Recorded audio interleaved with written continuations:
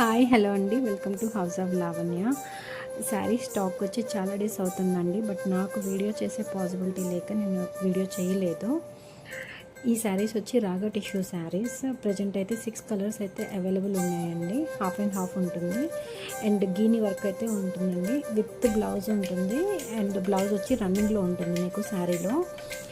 Present ఏవే colours అయితే available ఉన్నాయో నేను ఇక్కడ చూపిస్తానండి. ఎవరికైనా కావాలి అంటే ఆర్డర్ చేసుకోండి.